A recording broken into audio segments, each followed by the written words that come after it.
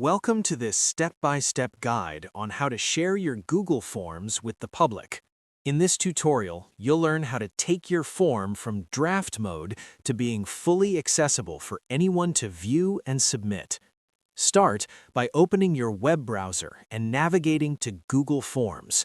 Once you're there, choose an existing form from your list or create a new one.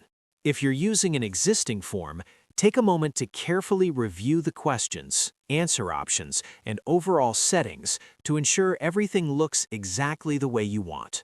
If you're building a new form, design it clearly and keep it simple so your audience can complete it without confusion. After selecting or creating your form, look toward the top right corner for the Send button. Click on it to open the sharing options.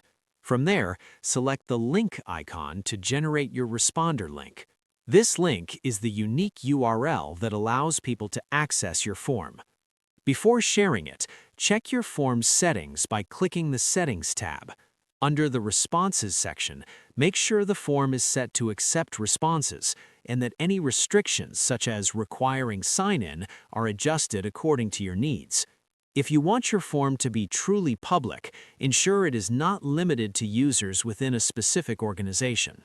Once your settings are confirmed, return to the link sharing option and copy the responder link. You can shorten the URL by checking the Shorten URL box for easier sharing. Now your form is ready.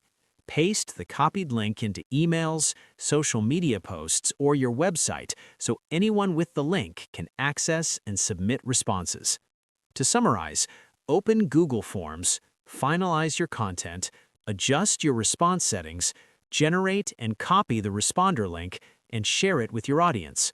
By following these steps carefully, you ensure your form is fully accessible and ready to collect the information you need. You're now all set to confidently share your Google form with the public.